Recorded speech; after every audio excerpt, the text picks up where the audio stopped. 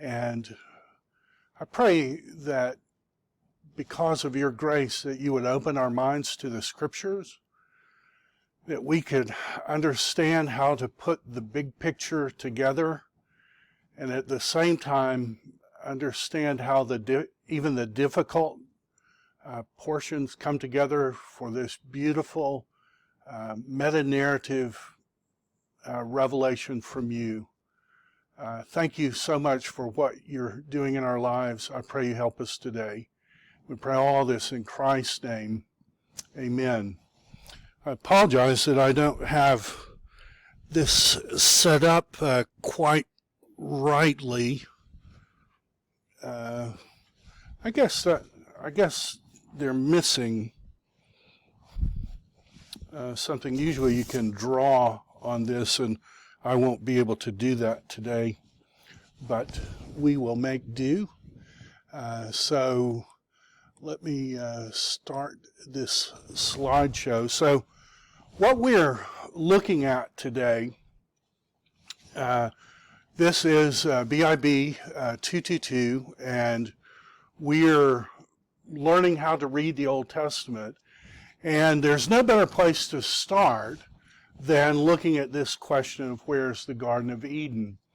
That's what we're going to look at today. We're going to look at the tabernacle. But before we dive into that, I wanted just to talk a little bit about some housekeeping matters. And the first is I want to be able to take attendance every day. And the way I'll do that is through an attendance quiz.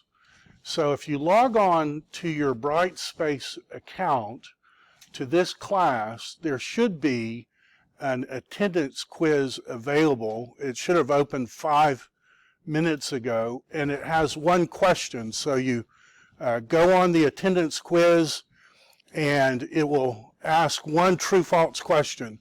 I am here today. So if you're here today, if you press true, then you'll automatically get the points for being in class today.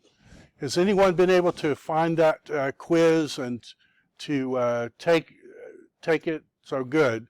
So go to your Brightspace account, take the quiz. We'll do that every day. I'll put a reminder up, and you'll immediately get the points for that day. Now, I want to give a little advice for how to do well in this class. And the first advice I give you for all your classes is come to class. The way you should look at your college education is the same exact way that you look at a job. This is your job for the time that you're in college. And if you had a job and you show up sometimes and don't show up sometimes, you wouldn't be doing very well at that job, would you? Your employer would be very unhappy. Well, look at this. Look at your college education like that. So if you want to succeed in any of your classes in college, the most important thing you can do is come to class. And if you come to this class, you'll get the points. You'll be in great shape. So my advice to you is come to class. The second is do the homework. So we'll meet in this class, I think, 28 or 29 times. You're responsible to do about 25 of those homework assignments. The easiest way to do that successfully is if you find a group of people and do it together.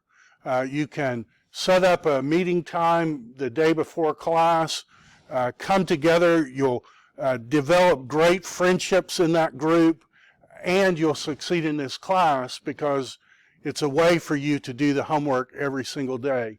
If you don't do the homework, the way the class is weighted, it's almost impossible to do well in the class.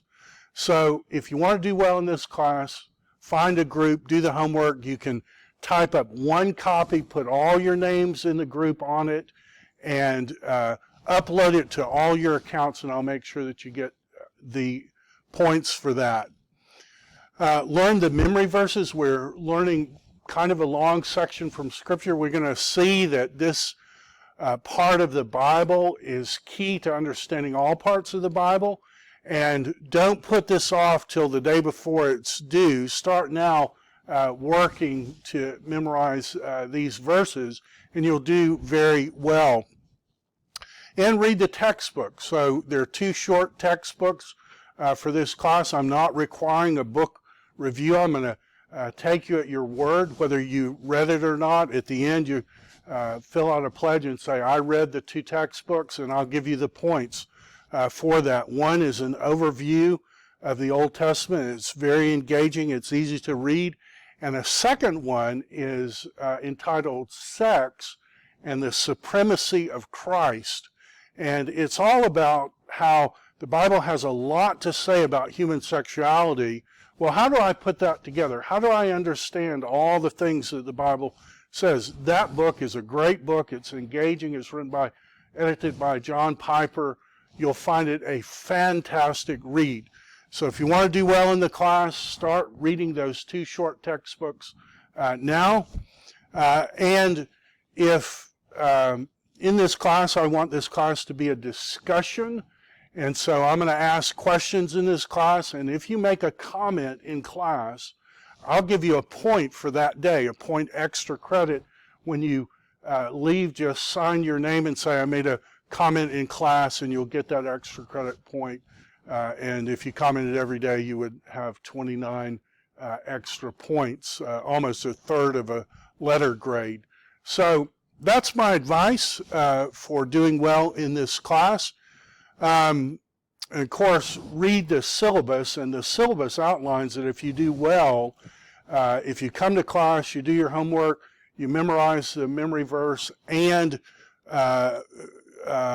you read the textbooks, if you do all that at an A level, you're exempt from the final exam.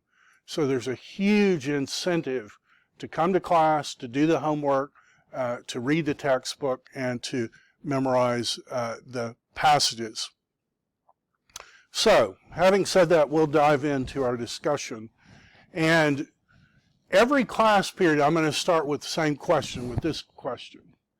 And the question is, what did you find interesting about the homework? And remember, I've bribed you to make a comment. So any comment, you get an extra credit point. So who wants to be first? What did you find interesting about the homework? Raise your hand and I'll recognize you, and we'll go from there. What did you find interesting? Yes, and tell me your name. Yes, what did you find interesting? Yes, there's a lot of detail there, like measurements and all kinds of things. The Bible isn't this short little thing. There's massive detail in the Bible, so that's very interesting. Good. What else did you find interesting? Yes, tell me your name. Cameron. Cameron. I just thought it was interesting how the same rivers kept seeming to come up throughout different parts of the Bible. Right, we keep running into rivers. There's something in the story about rivers being important, and we're going to see that when we look at where's the Garden of Eden, that's going to play a massive role. So very good. What else did you find interesting? Theo? A couple things.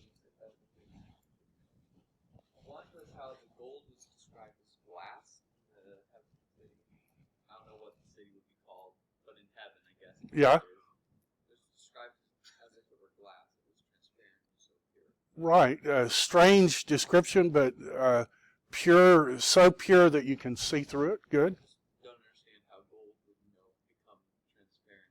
But the second one was, it was a very small detail. It was measuring the city of heaven, and it said it was 144 cubits in some dimension.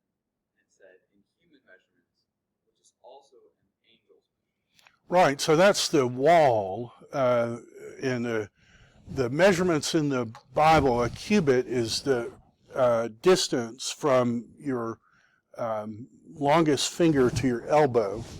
For most people, that's about 18 inches.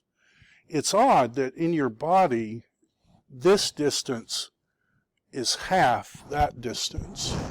So this is a span, and it's odd that this is half that. So that's what they use as measurements in the Bible. And we're told that the wall is 144 of those, and that the angel's measurement and the human measurement is the same, and that seems really odd. And we're actually going to look at that, why that detail is given. Well, tell me this. How about this?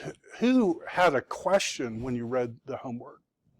Like you read something and you just say, I just don't get that.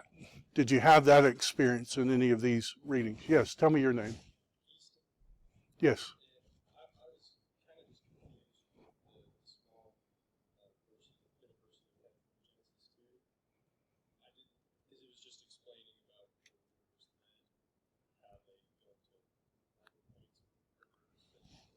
Right,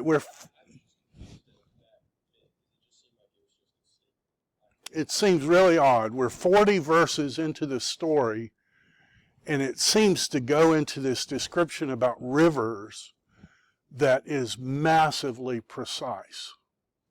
And we're actually going to dive into that. So, anybody else? Remember, you get a point. You make a comment, you get a point. Yes, tell me your name.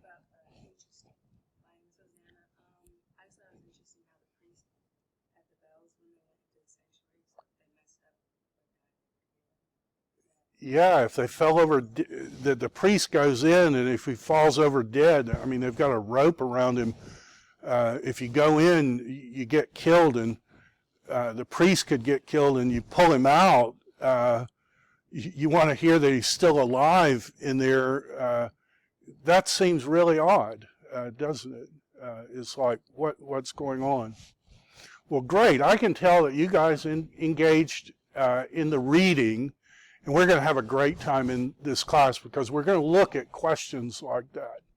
This class is for a person, if you've never read the Bible and you want to know what the Bible says, this class is for you.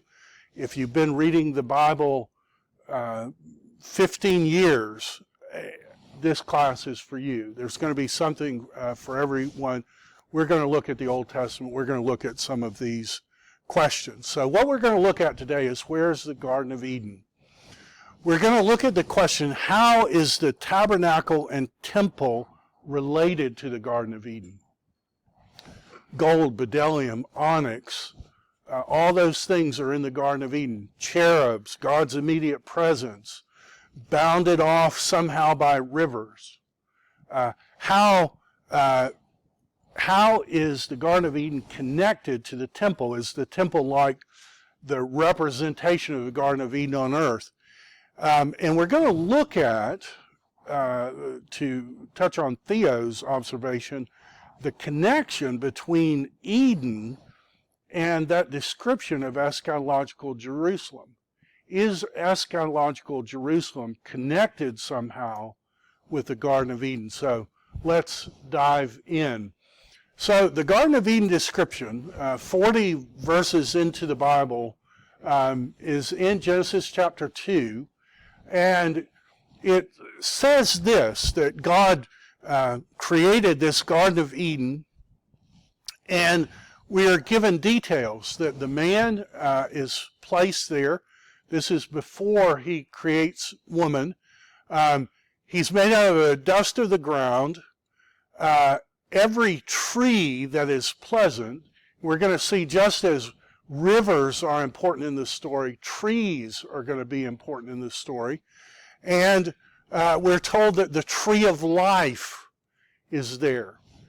And you may or may not know that the names in the Bible all have meanings. So Adam's name means something like dirt. It's related to the word Adamah, dirt. And Eve's name, Chava, in the Hebrew, is actually the word for life. So it starts talking about the tree of life.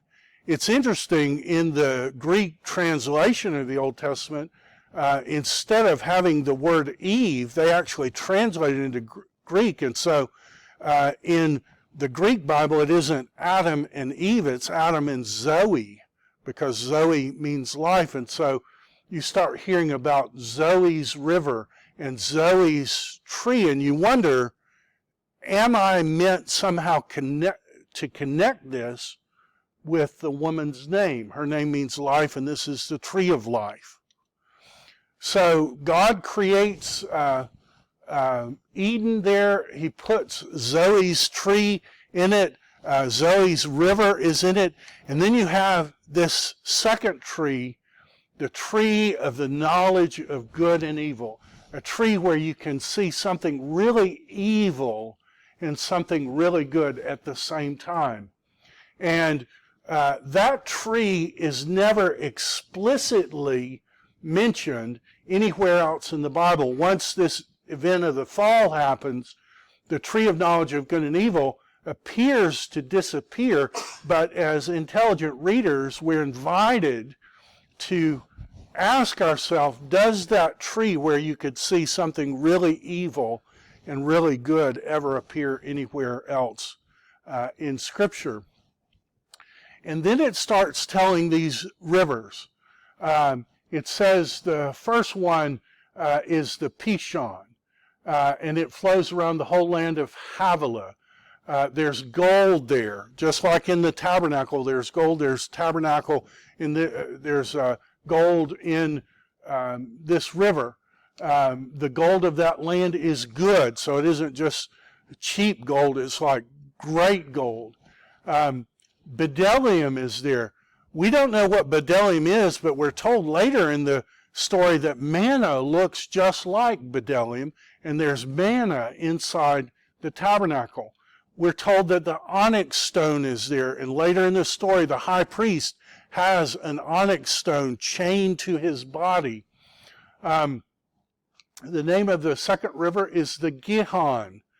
Now, that word Gihon, Pishon, we don't ever hear about again, but we do hear about the Gihon, and it's a sickly little stream outside of Jerusalem. In fact, when David is dying, he says, make sure that you anoint Solomon as king, and make sure you do it by this sickly little spring. I mean, it's not even a creek. It's like half the size of a creek. Make sure that you anoint him by the Gihon. And the only place in the Hebrew Bible where the word Gihon appears is the Garden of Eden, where Solomon is anointed king. The third is, and we're told that that Gihon River flows all around the land of Cush. You may or may not know this, but Moses is married. The text is a little unclear whether he divorces or his first wife divorces him. To me, it's a little unclear in the story. To lots of scholars, it's unclear. But we're told that a woman that Moses marries is a Cushite, and in the Bible, Cush and Ethiopia are all the same place. And so whether this is a second marriage or whether his first is being, we don't know, but we're told that he is married to a Cushite woman, and Cush in the Bible is Ethiopia. So Moses is saying one of the rivers that flows out of Eden is connected somehow with Ethiopia. The third river is the Tigris, and this is to the east of Jerusalem, connected with Assyria. And then the Euphrates River is so well known that he gives no descriptions. So what he's doing, he's going from less known rivers to greatly known rivers, and we see that two of them are connected with Assyria and one's connected with Ethiopia. And so it should be the easiest thing in the world to find where Eden is. You just go to a map and find on a map where the Tigris and Euphrates meet with a river that flows through Cush, and where they meet, that's where the Garden of Eden is. Now, when I say that, do any of you have a question about like what we've just done and walked through? Is there a question that comes to your mind? Remember, you still get points. Good. Yes, tell me your name. Drew. Right. So, Drew, your question is, when the flood came and it talks about destroying the earth, how do we know that the rivers that Moses is talking about are the same rivers now? And Moses never addresses that question. But what we do know is that Moses is writing to a group of people who lived after the flood. And so when he's using names like Tigris, Euphrates, the people who hear him are going to be hearing rivers that they knew of. But it is an important question. I mean, does the earth look the same, or like was it completely wiped out and like the rivers aren't there anymore? And we don't know. Moses doesn't tell us. But he does tell us when you have one river that splits into these four, that's where the Garden of Eden is. A question that I have is, how many rivers do you see in the world today that split and become four other rivers? The normal way rivers work is two smaller rivers come together and form a bigger river. The only place where you have a river that splits is in a delta, like the mouth of the Mississippi River will split as it silts up different.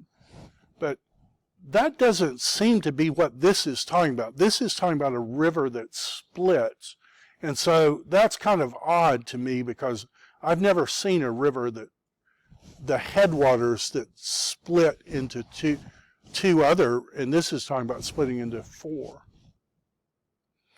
The problem with trying to find, and this, Drew, you're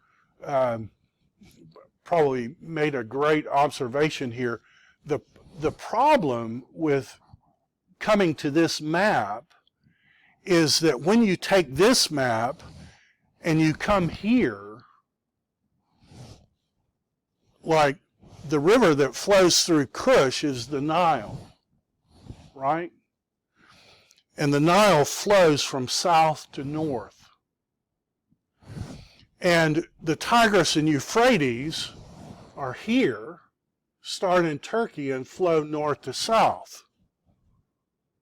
And Moses is saying, if you can find a place on earth where the Nile River and the Tigris and Euphrates have a common source, then you found the Garden of Eden. And it's like, Moses, you know better than that. I mean, you're married to a woman from Cush. You know where Ethiopia is. And you know that the Nile flows in a different direction. And you know that the Nile's 1,000 miles away from the Tigris and Euphrates. And even the Tigris and Euphrates don't have a common source. There is a place where they come within 1,000 yards of each other, but there's not a common source. So a lot of people will say, well, maybe even though the Hebrew says one splits into four, maybe it's two becoming one, and maybe this is one and this is one, and so Eden's there. And, you know, I say, okay, well, we'll just move Cush. I mean, what's 1,000 miles among friends? We'll just move it from one continent to another. We'll just reinterpret. We'll suppose that Moses doesn't know what the word Cush meant when his wife is from Cush. I don't know. I think that isn't the right explanation. It's an explanation a lot of people have made, but it doesn't convince me. And a lot of people will say, well, when the flood came, it just wiped this out. And maybe that's the right way to look at it, but Moses is writing to a people who are alive, and when they're reading, they may not know the Noah's story, and that it says the world was destroyed. I don't know. seems a stretch. Notice that a lot of Jewish people think the Garden of Eden is connected to Jerusalem. That is a standard Jewish view because of that Gihon being where Solomon was anointed king, but there isn't really a river in Jerusalem. So you get the Gihon, but you don't get the Tigris and Euphrates, and you don't get the Nile. The boundaries of the Promised Land are listed as the Nile River on one edge and the Tigris and Euphrates on the other. So it's clear that, like, Eden is somewhere here. So what do?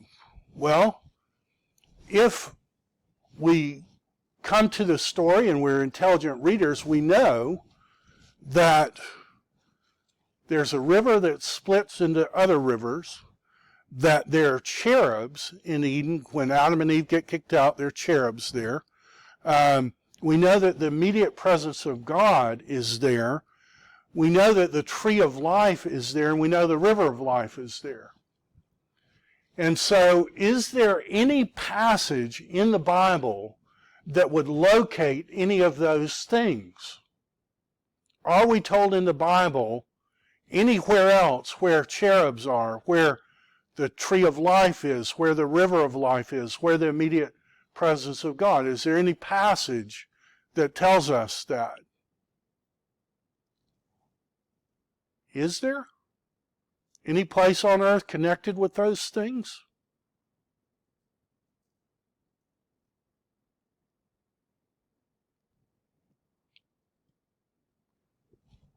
At the end of the story, we're reading the beginning of the story. What are we told at the end? At the end, we're told, an angel showed me the river of the water of life. An angel showed me Zoe's river. I've been looking for Zoe's river for like 2 million characters in the ESV Study Bible, right? And at the end it tells me Zoe's river is in heavenly Jerusalem that comes down out of heaven from God. What else is there? The immediate presence of God is there. What did the Garden of Eden have the immediate presence of God? Yes. Does eschatological Jerusalem have the immediate presence of God? Yes. We're told that Zoe's tree was there. Only 2 places in the Bible that have the phrase, the tree of life. Eden and eschatological Jerusalem. And we're told that Zoe's tree had 12 different kinds of fruit that are for the healing of the nations. Eden and Jerusalem are connected in the story. The Garden of Eden and Jerusalem are the same place.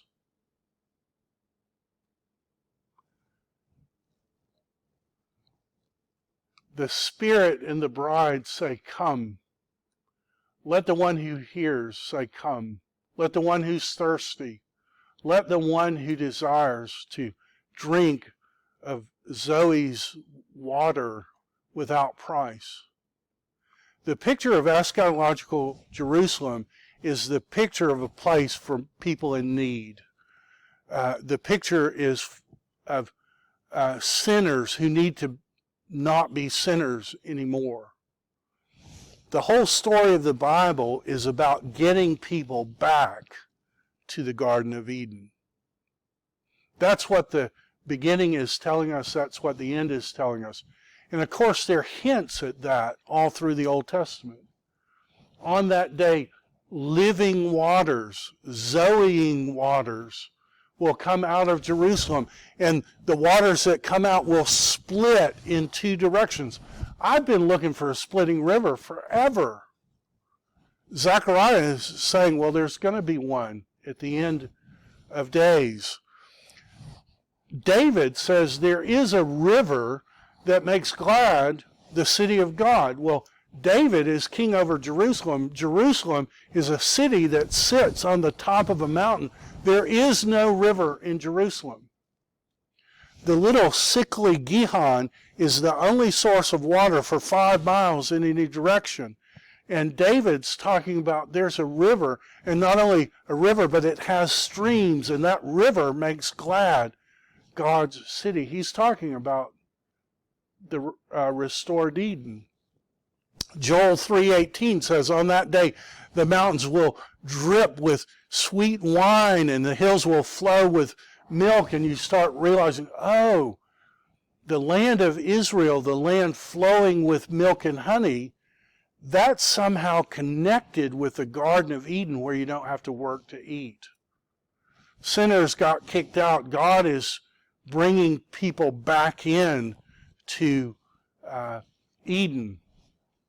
And then we have Ezekiel, and he starts talking about this river and how it flows out of the temple, and it starts off as this sickly little stream. And imagine, we're looking at it here, and just a little trickle of water comes out, and then we read of this huge temple, and it's got this river of life that comes out of it. And you go down to the entry of Bryan College, and by then it's becoming this gushing stream, and you start going toward the Walmart, and by the time you get to the Walmart, the river has become this raging river where you can't even swim across it, like the Niagara River right at Niagara Falls, where it's just so massive and so powerful it would sweep you away. And so we've got a river that starts here, and by the time it gets to the Walmart, it's the Niagara River just would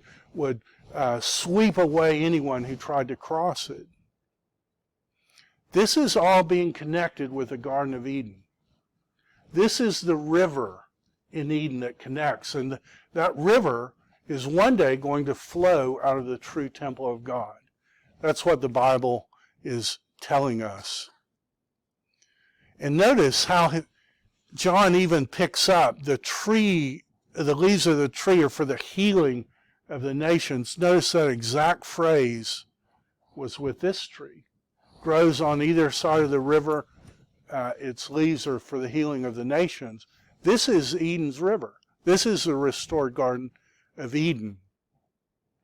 Now, before we go on, questions or comments, observations, if you're saying, hey, I'm a little confused here, any comments, questions? Yes? You said eschatological use. Is that different than just Jerusalem? Right. So the Bible says that, like, the earthly temple is a copy of the real temple in heaven.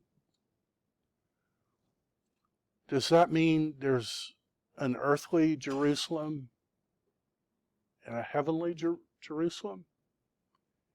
Is it because when John sees Jerusalem, he says he sees it coming down out of heaven from God.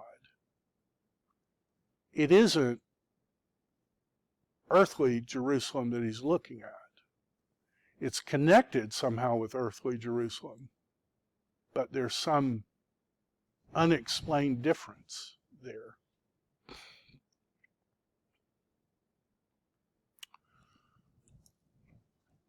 The Bible, and what we're going to learn all the time we're together, the Bible is a Christocentric meta-narrative.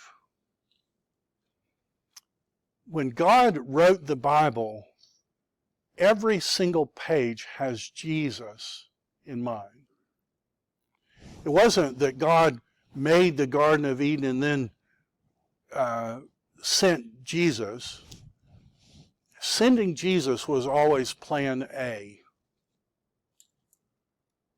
I don't know if you've thought about this. Well, I don't want you to take anything just because I say it. I want you to be a Berean. So show me that in Scripture. Well, Jesus says, beginning with Moses and the prophets, he interpreted to them in all the Scriptures the things concerning himself.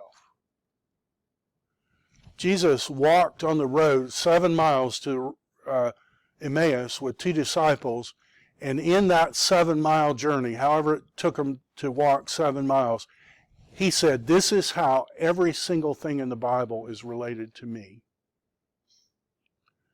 Jesus taught his followers that everything is about him. The Bible's a Christocentric meta-narrative.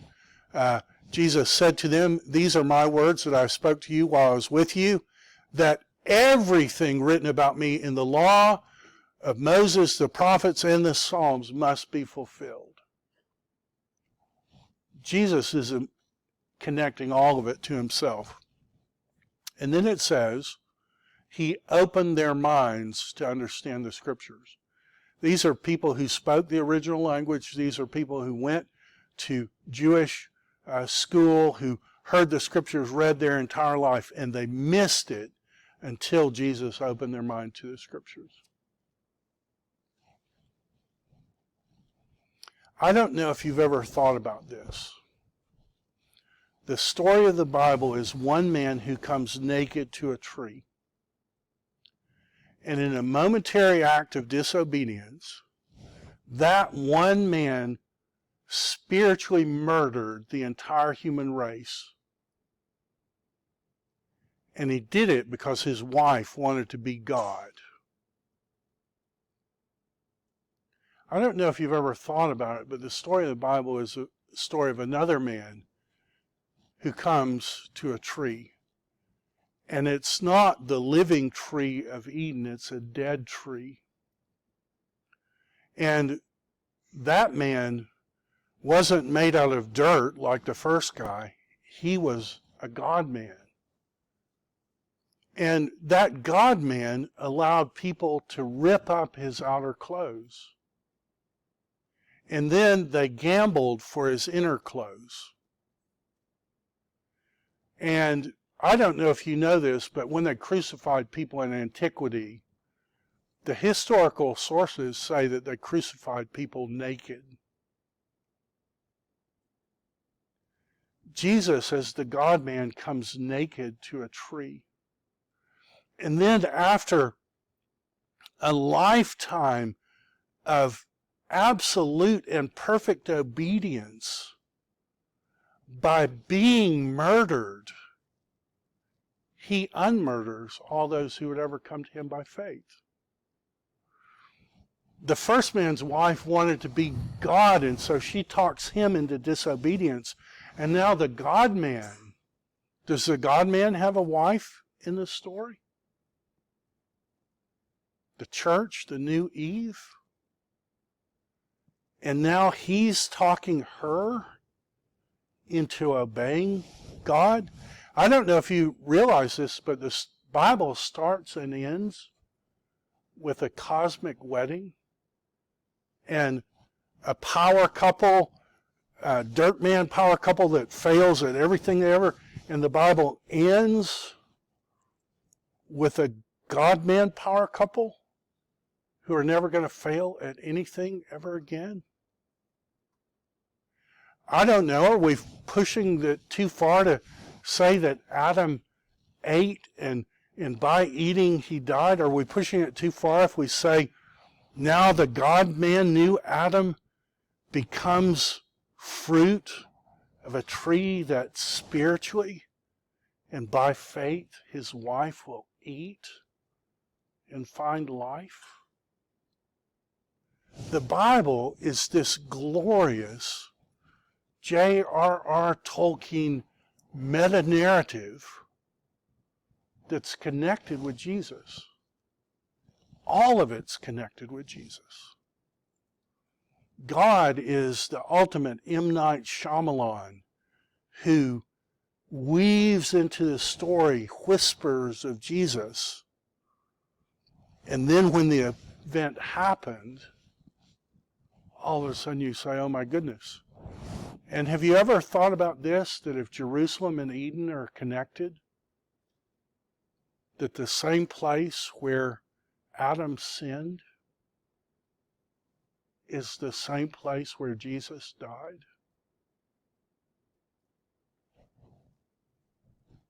The Bible's a Christocentric meta-narrative. Jesus is coming to a tree. Jesus. And notice the temple, like this is 60 feet. The front of that temple is 60 feet. 20 yards. What is 20 yards? About from here to the door? If that's how long this is, notice where Jesus is crucified is closer than us to the lunchroom. Jesus is virtually crucified almost where the tabernacle is standing. And if the tabernacle and Eden are somehow, then Jesus is dying almost in Eden.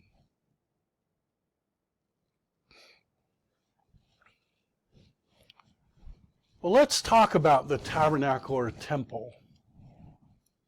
How is the temple like the Garden of Eden? Well, in your reading, did you realize that the Holy of Holies is a cube? Did you pick that up in your reading? It's 15 feet by 15 feet by 15 feet, which is basically here to the door cubed. So it's just this tiny little thing, the place where the immediate presence of God is. It's a cube. How is the temple like or unlike the eschatological Jerusalem? Well, there's gold there.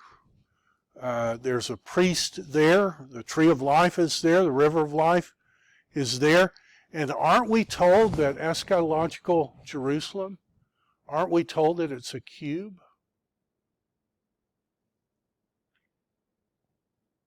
Okay. We're going to look at, just as the tabernacle and temple is house built by God. That's the phrase used in the Greek and in the Hebrew. The temple is house built by God. Well, Eve, when God makes Eve, we're told that he doesn't just get a bunch of dirt like with Adam and breathe into. The text says that he house builds Eve, which is really weird, like he's building a house. Just like the temple where God's going to live inside this temple, Eve is house built in the story. And in the New Testament, it's interesting that any passage that talks about edification, it uses that Eve word of being house built. The church is being built up like a house, like a temple that God's going to live inside of. And we're told that ultimately Jesus is the true temple. And I don't know if you've ever thought about this in this story, but how does God make Eve where does he get the stuff that he makes Eve out of in the story? Did you read that?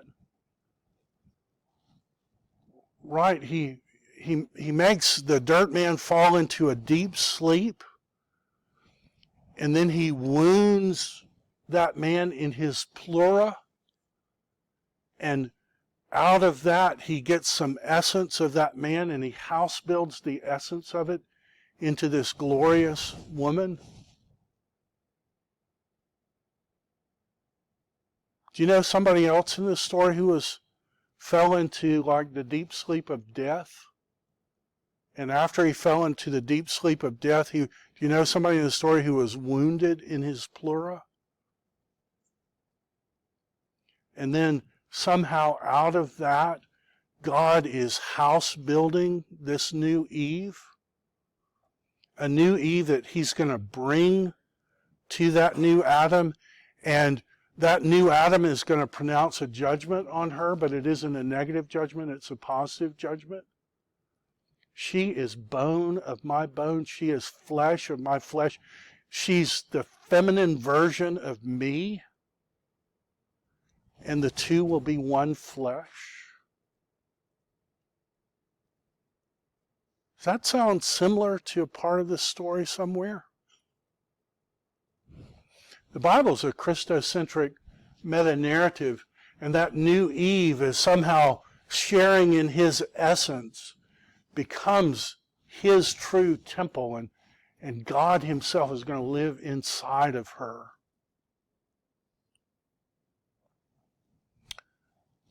The story of the Bible is, how do you get back into this Holy of Holies? How do you get by the cherubs? The cherubs have this decree, keep sinful people out of Eden. How do you get by the cherubs?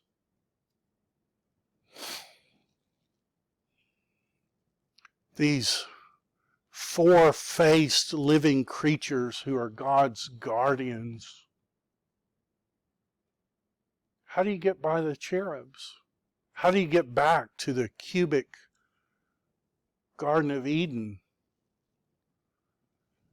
when creatures like this are commanded to kill anyone who's a sinner who tries to get back in?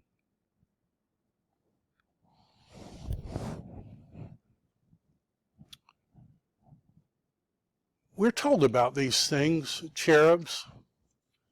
Ezekiel describes them as the four living creatures, and that they have four faces. They look like a human and an eagle and an ox and a lion.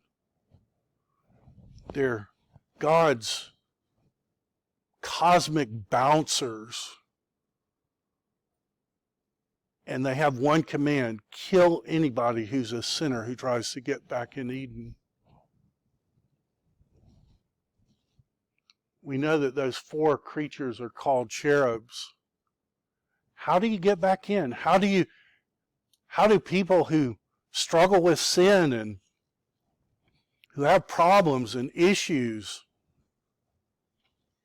how do people like that get back in when the cherubs say, if anything like that happens, we're just going to slaughter them?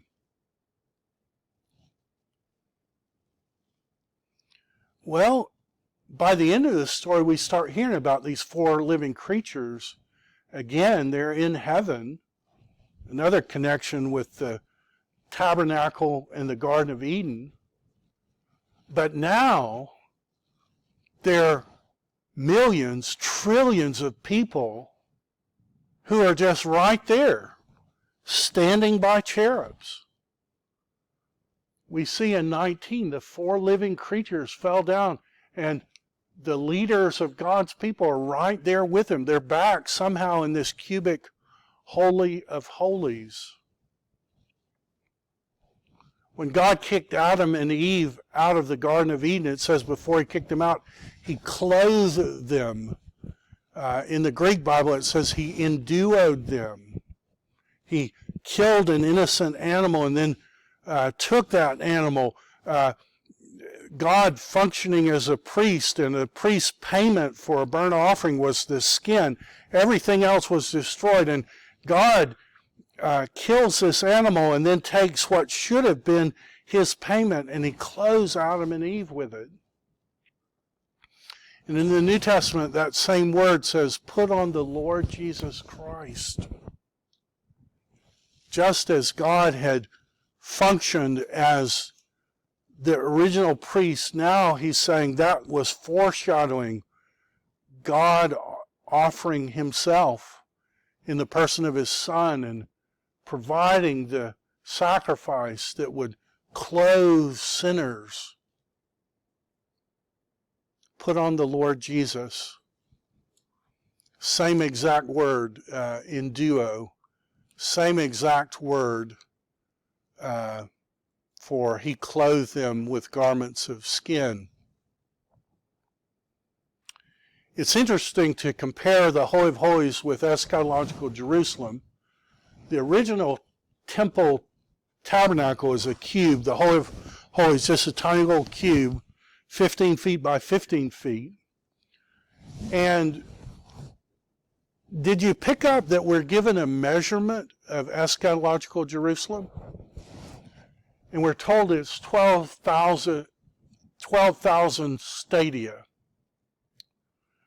Okay, here's how you find out how long that is. One stadion is 607 feet. It's actually where we get the word stadium today. They used to race horses there. If you've ever seen that long U track, there's one in Rome, in the Forum in Rome. That's a stadion. It's 607 feet. So New Jerusalem is 12,000 of those. So if we want to know how that, and we're told that it's a cube, height, width, depth, all the same. And so if you want to know, okay, well, New Jerusalem is a restored Holy of Holies. Okay, how big is it? Well, here's the math. You take 12,000 and you multiply it by 607 feet, and you get 7,284 feet. I can't conceive of that, so I divide that by 5,280 feet. That's a mile. And I get 1,379.5 miles cubed. So the earthly one was this big, okay, cubed, Holy of Holies. Eschatological Jerusalem is 1,379 miles. Well, you say, how far is that? Okay, well, this is how far it is. If you take my house in Saudi and you get in your car and drive to Winnipeg, Canada, that's 1,379.5 miles. Cubed.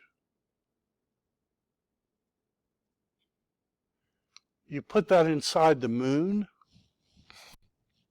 8 corners stick out 100 miles each.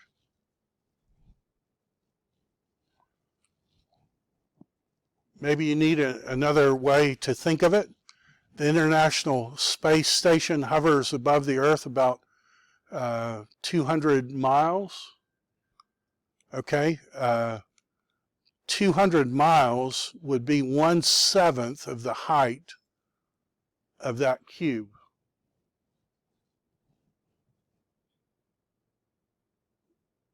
Okay, do you have a question? Does that seem strange to you? Talking about a city that's 7 times taller than the orbit of the International Space Station? And who's to say that's how big it is now? That's how big it was when John saw it in 70 AD. Colossians 2 says it's going to fill the whole universe. And it's all going to be a Holy of Holies.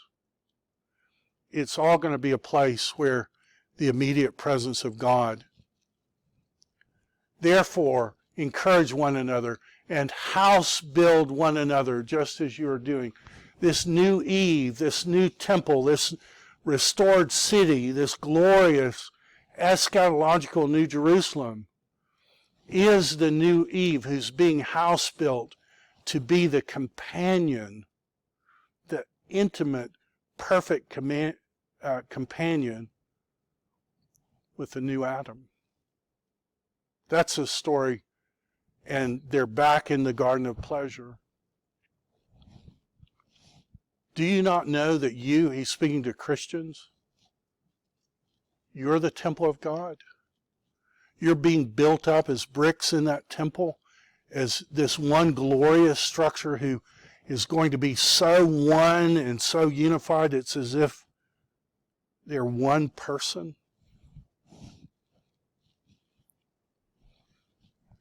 God created a garden of pleasure, and he put 2 people there. He meant for those 2 people to love each other and to reproduce after their kind. He wanted to fill the whole world with little God lovers. And of course, the dirt man failed. And when the dirt man failed, he spiritually murdered the entire human race. And so God's plan A was always to have a new cosmic power couple. who would love each other, who would fill the earth. And the way he did it is through the new covenant. We're going to see that's how the story comes together. God giving his people a new heart. If you want to think about it, God creating one untemptable cosmic woman who will never fall because she's like her husband and in love with her husband. How do you get beyond the veil? The way you get beyond the veil is connected with Jesus, because when he died on the cross, what's the immediate thing that happened in the temple? That veil with the cherubs was ripped in two. The way back to the Garden of Eden had been opened. Before we go on, questions or observations or comments, or maybe you just need a minute to kind of process something. Yes, tell me your name. I'm Abby. Abby, of course, I know who you are, Abby. I was just curious about the Ark of the Covenant. There's an archaeologist, this is kind of going backtracking a little bit, but he and his son think they found it underneath the cross where Jesus was. Yeah. So, I don't know. I haven't looked at the details. It wouldn't surprise me if something wonderful happened, but I don't know. I haven't looked at it. Other comments or observations? Okay, tell me the truth. How many of you have ever heard the statement that the Bible is anti-woman? Okay, and you probably hear things like the woman is made out of the man, so the woman is kind of secondary. Adam names the woman, just like he names the animals. And so people will say that shows that the Bible is anti-woman. A woman could not go into the Holy of Holies, and that shows the Bible is anti-woman. A woman makes an oath, and that oath isn't valid unless it's ratified by her father or husband. That shows that the Bible is anti-woman. If a woman has a boy baby, she's unclean for 40 days. If she has a girl baby, she's unclean for 80 days. People say that shows the Bible is anti-woman. Well, I want to tell you that that is the exact wrong way to read this story. And I want to try to prove it to you. The Bible is the most pro-woman document ever written, for after all, it presents the conqueror not as the seed of the man, but the seed of the woman.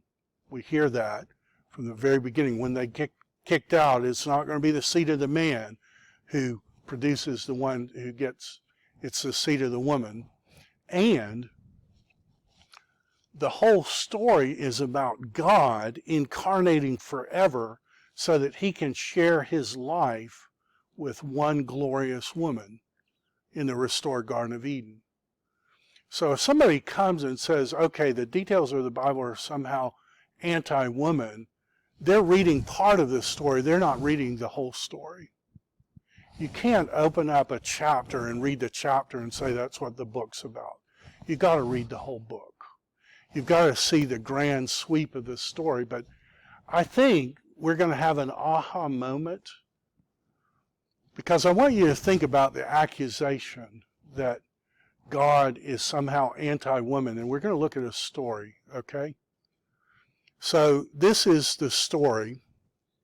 And before we look at the story, remember that on the Day of Atonement, the 10th day of the first month, that God says the high priest, not all men, just the high priest, should go into the Holy of Holies, and it says the ultimate act, he's going to put blood between the cherubs. And in this drawing, it's a little dab of blood. It doesn't say how much blood there is. I think when we read the story, we should read it with lots of blood. Let me just ask you as an intelligent reader, if you were looking at two cherubs and there was a puddle of blood between the two cherubs, what would you think had happened? It looks like they've killed somebody. And you read the whole story, what do you know their command is? Kill any sinner who tries to get back in the Garden of Eden.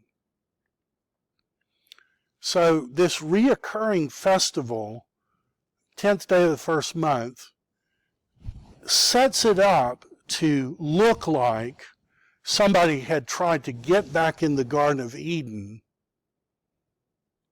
and they died. Now, let me ask you a second question. In the Old Testament, over and over, God says, I will meet you between the cherubs. I got really good news. You got an invite.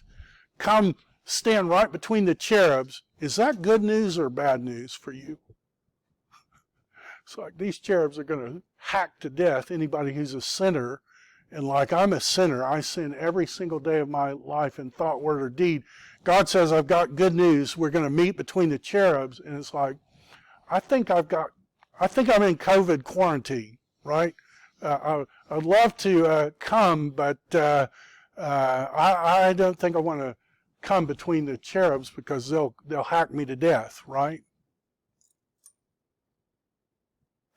Cherubs are these like special, burly bouncer angels, right? I don't think I want to meet God between the cherubs.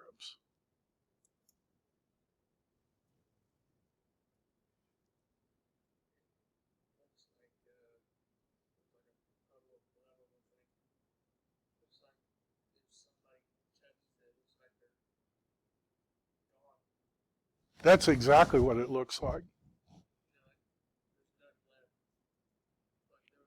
Yeah, they've got it talks about a flaming sword, that turns in every possible direction. I mean, that's forged in fire. It will kill. It's like God is going to just...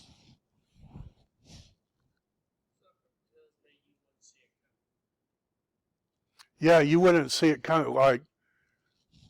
You think about the people you would make bouncers if you were infinite, eternal, unchangeable. Like...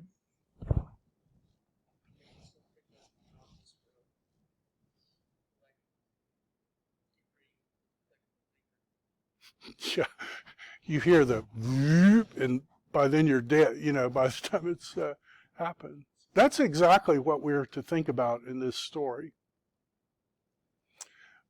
But there's a detail that I'm going to tell you that may help you understand this story a little better.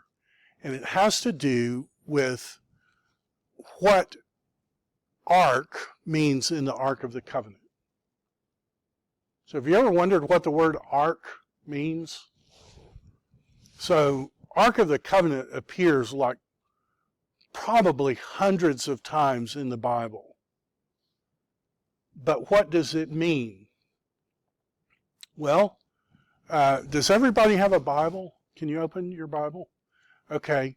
The first time the word ark, as in Ark of the Covenant, appears is in the very last verse in Genesis. That's the first place in Hebrew this word ark appears. Noah's Ark is a different word. It's the same word as Moses' basket. Only two places those words appear. Ark in Ark of the Covenant appears in the last verse in Genesis, and then every other use is Ark of the Covenant. Can you tell me what the word ark means? It's there in the last verse in Genesis. Coffin. The word ark is the word coffin.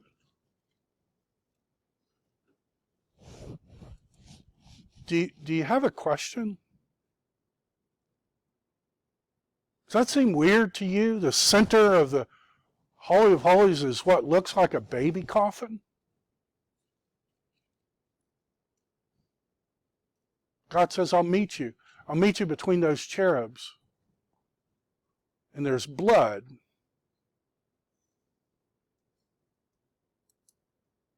And women can't go in.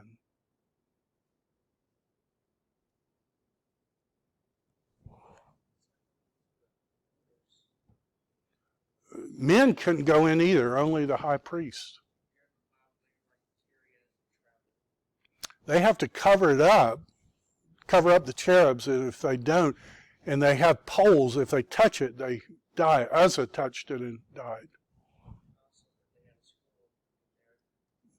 Inside the coffin is a copy of the Ten Commandments, a jar of bread that came down from heaven, and something dead that came back to life, Aaron's rod that budded. Let's look at a story. You tell me what you find interesting. You see, there's our word, Echron,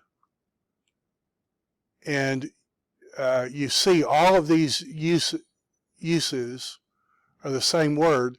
And then here's that same word. This means in Hebrew. And so you can see that Achron and Echron, you can see that's the exact same word. They aren't similar words.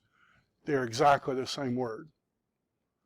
First time it appears in the last verse of Genesis, and then Ark of the Covenant.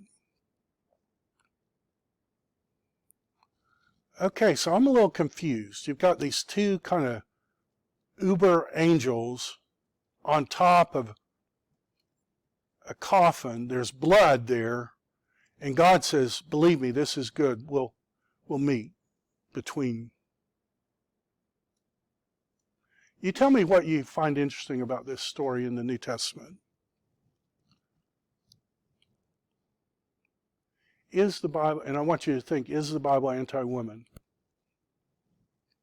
John 20, on the first day of the week, Mary Magdalene came in. Okay, just help me. Is she a man or a woman?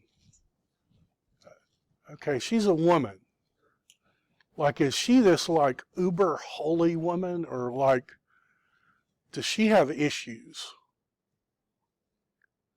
She's the woman in Luke 7, I think, who like slept with the whole town, and the religious people said if you knew who she was, you wouldn't have anything to do with her.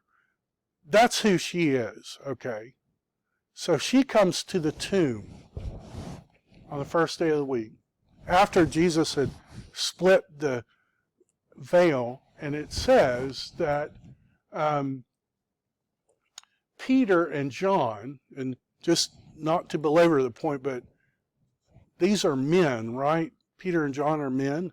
Okay. They look in the tomb, but they don't see anything. So they leave. And she's there.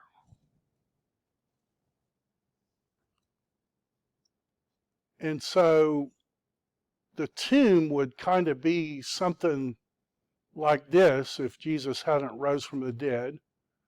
A little place where you lay a dead body. Now, just help me. If Jesus is like taken from the cross and just wrapped in linen and placed in that tomb, do you think there's going to be blood on that linen? You think any of the blood would leak out and like get all over that place where he laid?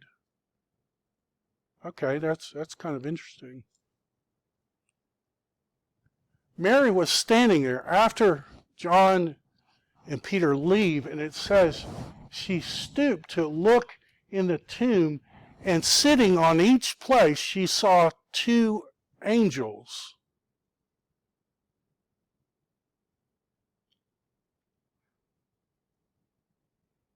And there's blood between the two angels.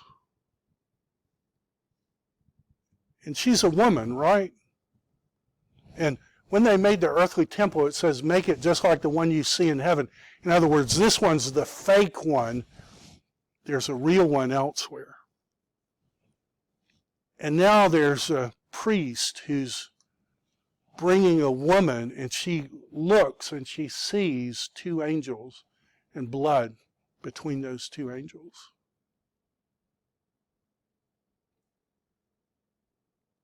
The Bible's not anti-woman. The Bible is the most pro-woman document ever written. And I love this story. She sees the two angels, and they said, "Why are you weeping?" Now, they're not hacking her to death, right? They're just talking to her kind of nice. "Why are you weeping?" She said, "Because they've taken my Lord, and I don't know where they've laid him." And when she said this, she turned around and saw Jesus there and did not know it was Jesus. And Jesus said to her, "Why are you weeping? Whom are you seeking?" And then John is the only one to tell us this. She thought he was the gardener. And tell me where else in Scripture this word's going to appear.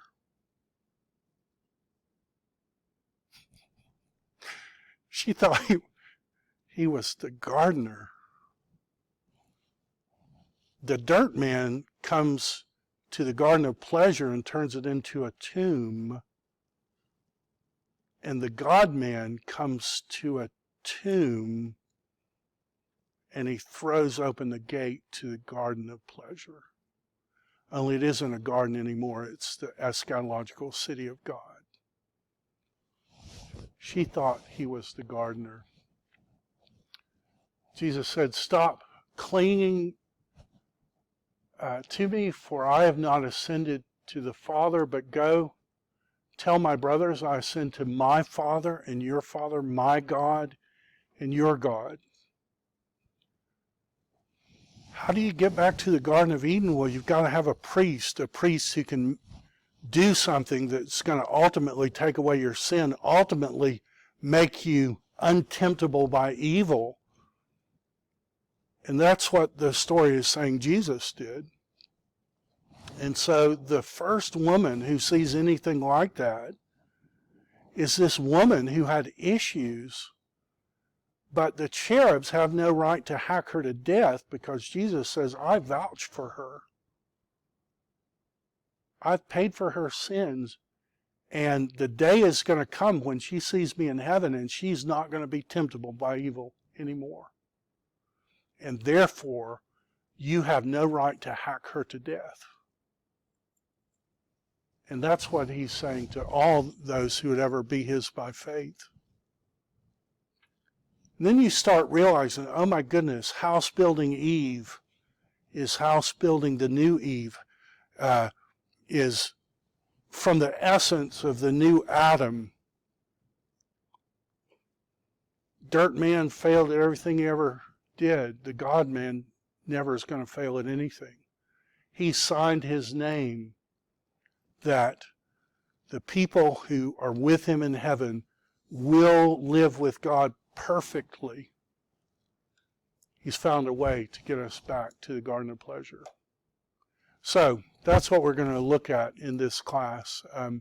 If you made a comment, please start a new page there. I'll make sure you get the extra credit. If you have any question about like how to do the homework or uploading, please email me and I'll see you on Thursday.